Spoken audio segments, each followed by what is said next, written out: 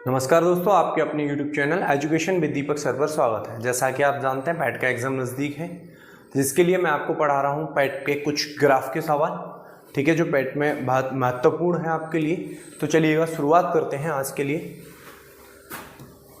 तो question number 3, क्योंकि दो हम लास्ट वाली वीडियो में देख चुके हैं।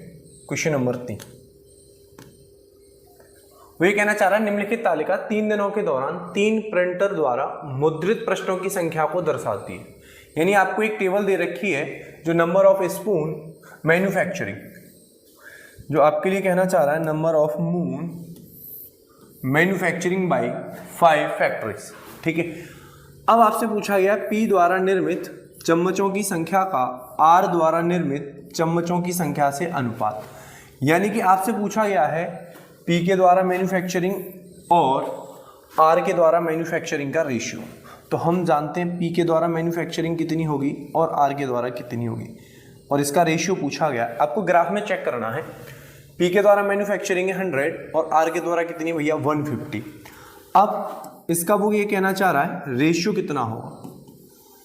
हम जानते हैं 50 से ये कटेगा 2 बार और 50 से ये कट जाएगा 3 बार, तो आपका आंसर आ जाएगा 2:3, क्योंकि P का R के द्वारा। अब वो आपसे इसी बात को परसेंटेज में पूछता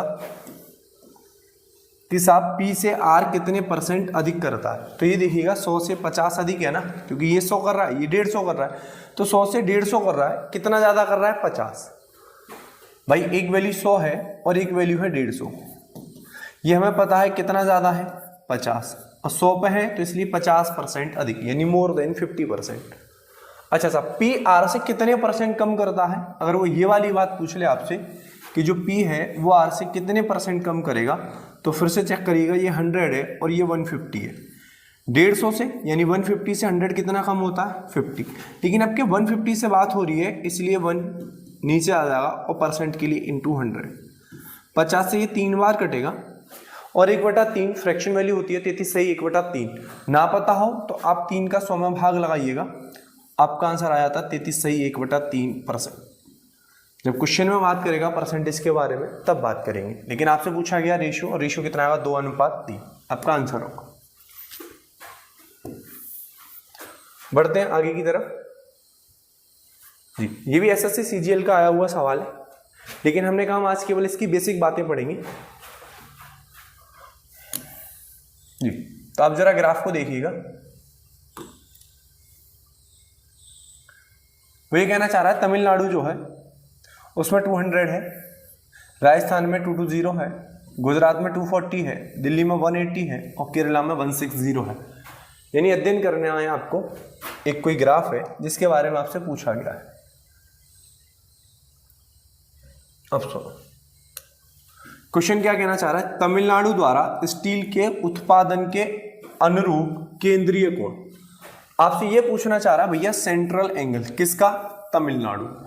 यानी कहीं तमिलनाडु होगा, ये यहाँ पर कुछ तो एंगल बना रहा होगा इस ग्राफ में, इसके बारे में आपसे पूछना चाह रहा है। तो सुनो हमें करना क्या होगा,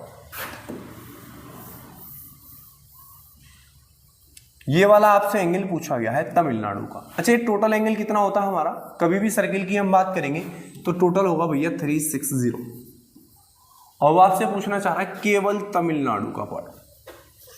तो आपके पास एक तरीका ये है कि आप इन सबको पहले ऐड कर लो।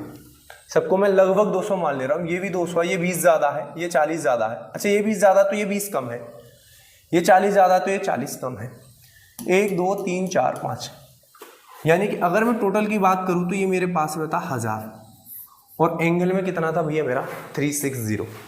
और आपसे पूछा गया इस 200 की वैल्यू क्या होगी डिग्री में, तो जरा आप देखिएगा 200 के बारे में, ये वाली बात पूछना चाह रहा है। सुनो जब कभी तो मैं कंपेयर करना हो तो बहुत सारे तरीके हैं आपके पास में। पहला तरीका ये है, बीच में बराबर लगा दीजिएगा और आप जैसे भाग लगाते हैं, 200 से कितनी बार कटेगा, ये 5 बार, तो 5 से कितनी बार कटेगा भैया 5 7 35 और 5 दूनी 10, 72 डिग्री आपका आंसर होगा।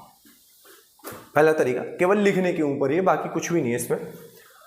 अब ये भी देख सकते हैं इसका कौन सा हिस्सा 1/5। भाई मुझे ये पता है कि वो ये कहना चाह रहा है कि 200 तमिलनाडु का है और टोटल है 1000, तो 1/5वां हिस्सा तो है, और एंगल भी कौन सा हिस्सा होगा इसका, 1/5वां हिस्सा। जैसे आप 360 का 5वां हिस्सा निकालेंगे तब भी कितना आएगा, 72। ठीक है, फिर भी आपको कोई बात समझना है तो जैसा कि आपने समझा था अभी,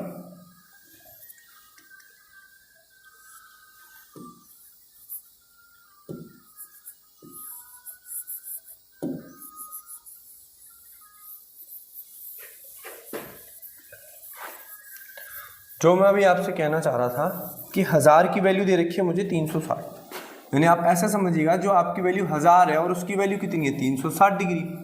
मैं आपसे पूछूं एक की वैल्यू कितनी होगी तो आप किससे भाग लगाते, इसमें 1000 से। और आपसे पूछना चाह रहा तमिलनाडु का एंगल, तमिलनाडु कितना है 200, तो बस हम क्या करेंगे, बस इंटू 200, ये डिग्री है, 200 से ये कट जाएगा, फिर से वही 5 बार, 5 से ये कट जाएगा भैया 72 बार, तब भी आपका आंसर कितना होगा 72 डिग्री। आप इसे ओरली भी खींच सकते हैं क्योंकि बस प्रैक्टिस आपके ऊपर है कि आप प्रैक्टिस कितनी करना चाह रहे हैं। जी पढ़िएगा क्वेश्चन आगे क्या कहना चाह रहा है, आसान क्वेश्चन है। एक कोई टेबल दे रखी है और उस टेबल के बाद में आपसे ये पूछना चाह रहा है, what is the number of student whose overall percentage obtained is 18% and above, या तो 80% हो या उससे above हो, बस। यानी ओवरऑल में, इन द सेंस वो ये कहना चाह रहा है उन छात्रों की संख्या कितनी है जिनके कुल प्राप्त प्रतिशत अंक 80% या उससे अधिक है। यानी कि अगर मैं किसी विद्यार्थी के परसेंटेज अंक निकालूं वो 80% आए या 80% से अधिक आए। तो अगर यदि मैं आपसे ये पूछना चाहूं, जैसे कि आपके पास 2 सब्जेक्ट है, एक मैथ और चलो एक जीएस ले रहे हैं। मैंने कहा मैथ में भी आपके 80 नंबर हैं 100 में से और जीएस में भी आपके 80 नंबर हैं 100 में से। आपका ओवरऑल परसेंटेज कितना होगा, तो आप यही कहेंगे कि हमारा 80% होगा। जिन लोगों को ये बात ना समझ में आई हो तो आप ऐसे समझो 100 में से 80 इसमें है, 100 में से 80 इसमें है, तो ओवरऑल भी 80% होगा। दिक्कत आ रही है, मैं फिर से समझाने की कोशिश करता हूँ। दोनों में 80 और 80 160 नंबर आए होंगे, लेकिन आए कितने में होंगे, 100 में से इसमें और 100 में से इसमें, 200 में से। अगर मैं परसेंटेज की बात करूं तो गुणा 100 करूंगा, 2 जीरो से 2 जीरो काटूंगा, फिर 2 से 80 बार काटूंगा और फिर कहूंगा मेरा 80% नंबर आए। ऐसे कंपटीशन में टाइम लगेगा। फिर से समझो, अगर दोनों में 80 है तो एवरेज भी 80 होगा और परसेंटेज में भी 80 होंगे। लेकिन मैंने कहा इधर 90 हो जाए मेरे और इधर 70 हो जाए। अब कितने होंगे, मैंने कहा भाई 80 में 10 ये कम है लेकिन ये 10 ज्यादा है, अभी भी कितना परसेंट होगा, 80% होगा। बात क्लियर। लेकिन 3 सब्जेक्ट होते, मैंने कहा पहले में भी 80, दूसरे में भी 80 और तीसरे में भी 80, तब भी तो ओवरऑल 80% ही होता। लेकिन एक में 70 हो जाए, दूसरे में 80 रहे और तीसरे में 90 हो जाए। आप ऐसे समझिए इस वाले 80 में कितने कम है, 10, क्या यहाँ पे 10 ज्यादा है, मेंटेन करेंगे तो ओवरऑल तीनों में भी कितने बने रहेंगे, 80। यानी बस मुझे केवल देखना है उस टेबल को और उसके बाद आंसर दे देना है। जैसे कि देखिए भाई 92 है, 80 से ज्यादा है, 90 80 से ज्यादा है, 90 80 से ज्यादा और ये 80 है। इसका मतलब जो स्टूडेंट ए है उसका मोर देन 80% है। ठीक है, अब ये 80 से ज्यादा, ये भी ज्यादा है, ये भी ज्यादा और ये भी ज्यादा है, तो जो स्टूडेंट बी है उसका भी 80% से अधिक है। हाँ ये दोनों तो 80 पर टिके हुए हैं लेकिन 65 तो कम है, हम आगे बढ़े 70 भी कम है, ये दोनों ही कम है, इसलिए सी का नहीं होगा। क्योंकि हमने कहा हर एक में 80 से ज्यादा हो, अगर एक में कम है तो दूसरे में उतने ज्यादा मिल जाने चाहिए हमें। भाई जैसे कि यहाँ पे देखो 85 है, 5 ज्यादा है, तो मैं साइड में लिख ले रहा हूँ कहीं पे भी 5 ज्यादा है।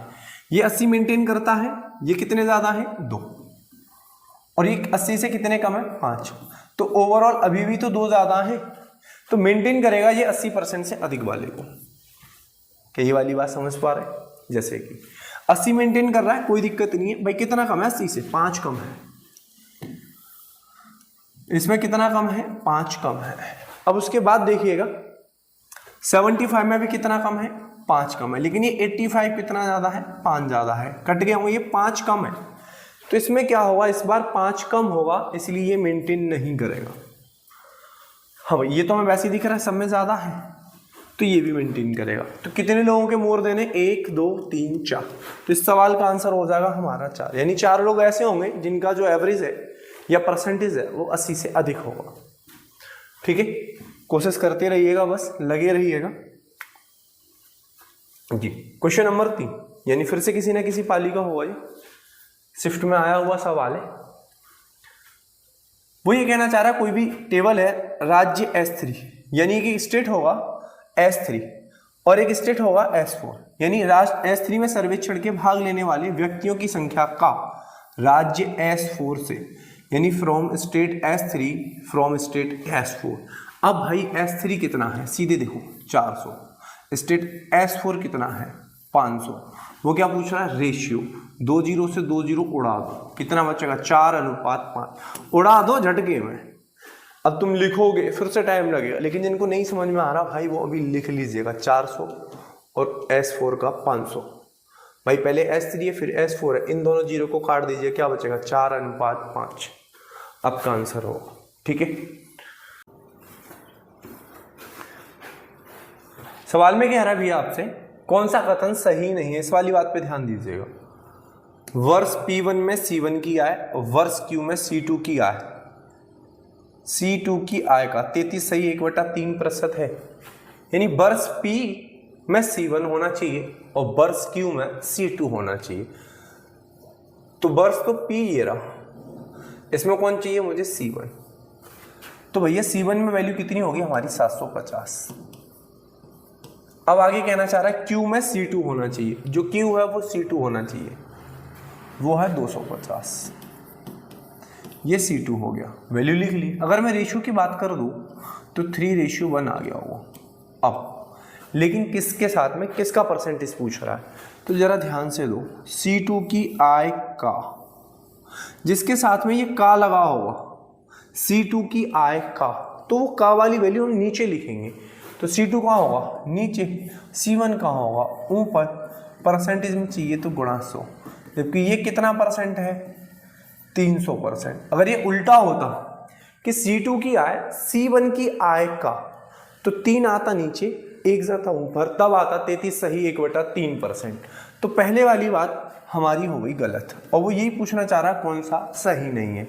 अब दूसरे की बात करते हैं, वर्ष T में C1 तथा C2, वर्ष T ये रहा, C1 तथा C2 530 और 270, 530 और 270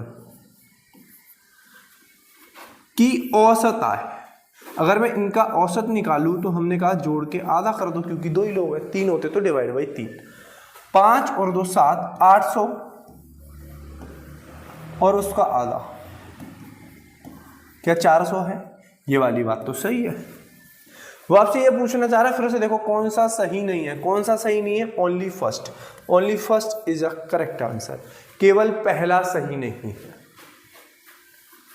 तो बढ़ते हैं आगे की तरफ जी। ये सेट 4 में आया हुआ है, देखिएगा। वो कह रहा है बी द्वारा बेची गई साइकिलों की संख्या, कोई कंपनी है वो साइकिलें बेच रही है, और डी द्वारा बेची गई साइकिलों की संख्या से अनुपात। ठीक है, तो बी द्वारा बेची गई साइकिलों की संख्या कितनी है 90, और डी द्वारा बेची गई साइकिलों की संख्या कितनी है 165। रेशियो की बात कर रहा है। अब 90:165। अब तुम्हें काटना आना चाहिए, 4 5 11 और 1 12, 3 से कटता होगा। चलो साहब 15 से काट दे रहे, 15 × 90 होते, 15 × 15, 15 × 15, तो 6:11 इज अ करेक्ट आंसर। ठीक है जी, जरा सवाल को ध्यान से पढ़िएगा, क्वेश्चन नंबर नहीं, क्वेश्चन की तरफ मत जाइएगा। ये क्वेश्चन पे अरेंजिंग आगे पीछे हो सकती है।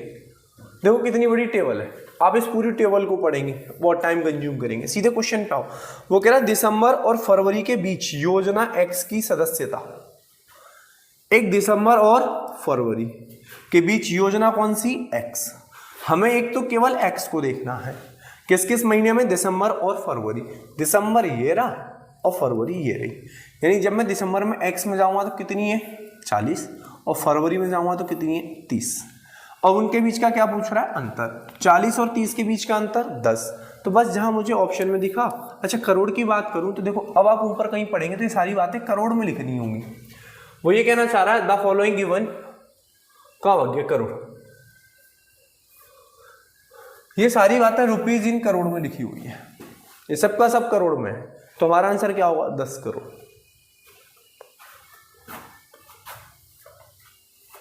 जी पढ़िएगा आगे सवाल।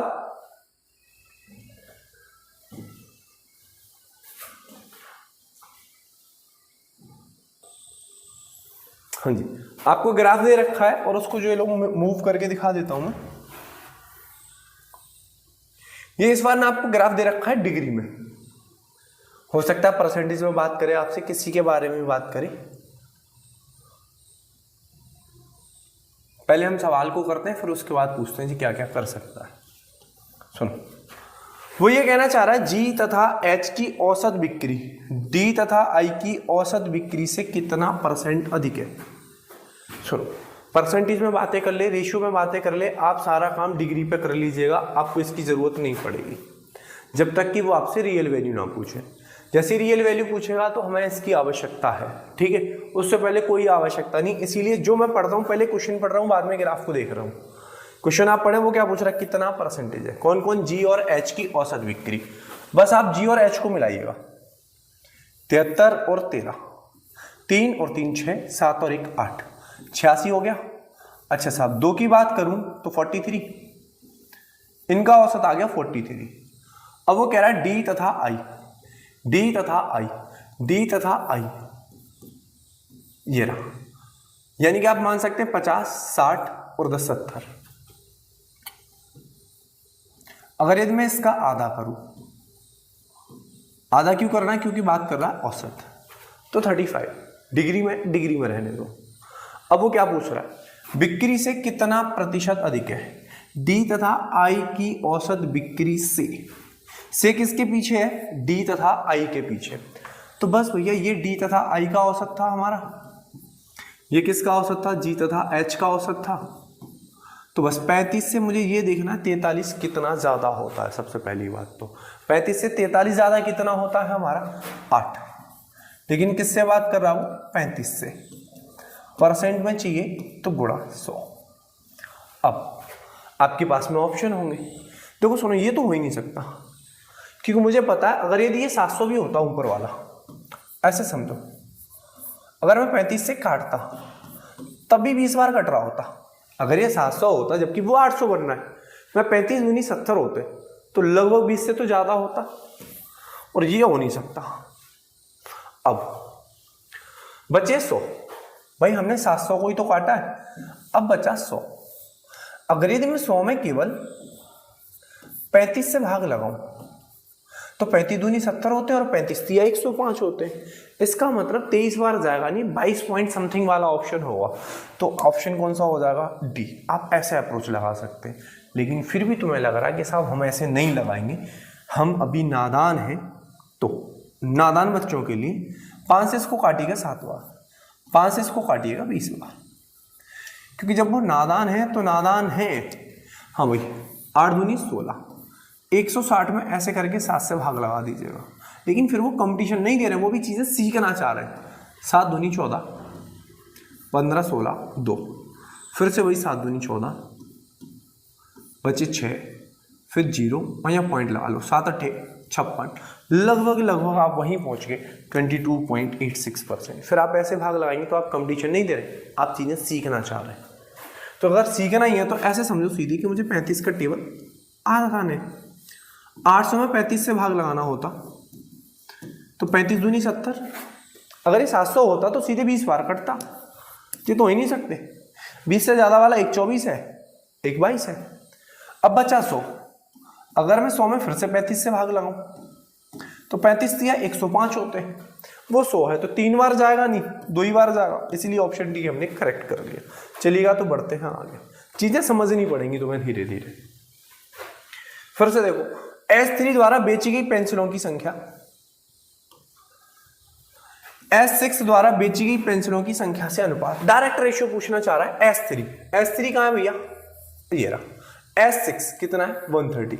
तो तुम जानते हो अगर 0 से 0 काट दूंगा 7:13। Option D is the correct answer.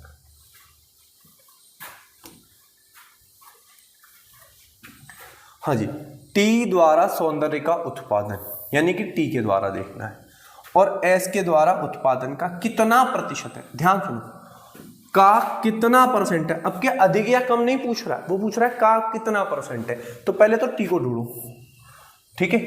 चलो मैं इधर लिखता हूं, टी का हो गया 70, एस को ढूंढो, एस का हो गया 50।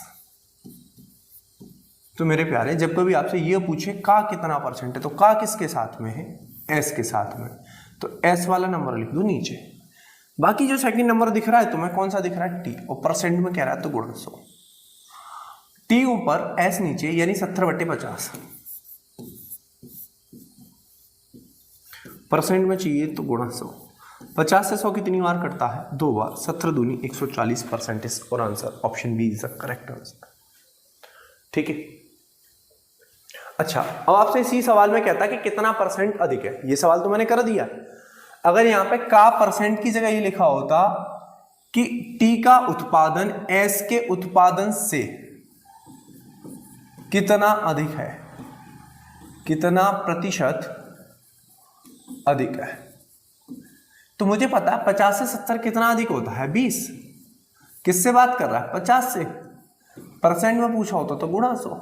50 दूनी 100, 20 दूनी 40, यानी फिर 40% अधिक होता है, जो कि ऑप्शन ए तुम्हें दिख रहा है। गलती होने की पूरी संभावना है। कई बार क्या करते हैं, 140 ले आए, साहब अधिक की बात कर रहा, 100 जबरदस्ती ठोक दिया, 240 हो गया। नहीं साहब, वो आपसे जितना पूछे आपको केवल उतना जवाब देना है, ठीक है। तो मैं इसलिए इसको हटा दे रहा हूं, क्योंकि हमसे ये नहीं पूछा था, हमसे पूछा केवल का कितना परसेंट है। इस वाली बात को फिर से समझो, जिसके पीछे का होगा हम उस नंबर को नीचे लिखेंगे। इसमें 2 नंबर लिखे होंगे, एक सेकंड नंबर होगा और परसेंटेज में गुणा 100 करेंगे। जब कभी अधिक वाले की बात करेगा तो जिसके पीछे से होगा हम उसको नीचे लिखेंगे, बाकी ऊपर उन दोनों का डिफरेंस लिख रहे होंगे, क्योंकि अधिक या कम गुणा 100 कर रहे होंगे। बस हमें ये 2 बातें ध्यान रखनी है। आगे आखिरी सवाल करते हैं आज का, और कल हम लेके आएंगे पेपर। सभी फैक्ट्रियों में काम करने वाले श्रमिकों की कुल संख्या। देख पा रहे हैं आप कितना आसान सवाल पूछा, केवल और केवल आपसे ऐड करवाना चाह रहा है। कल के पेपर में तो बहुत कुछ करना पड़ेगा हमें। हाँ भाई, 5 और 5 10, हासिल का 1। हाँ भाई, 8 और 2 10, और 10 20, और 1 21, और 1 हासिल वाला 22। तो आपका करेक्ट आंसर हो जाएगा 220, ठीक है। तो बाकी भैया फिलहाल आज के रखते हैं हम इतना ही। मुलाकात करेंगे कल की नई वीडियो में, जो पुराने पेपर में पैट के एग्जाम में आए हुए हैं उन सवालों के साथ। तो देखना ना भूलिएगा, और बाकी लोगों को आप शेयर करते रहिएगा ताकि उनका भी कुछ भला हो जाए। नमस्कार।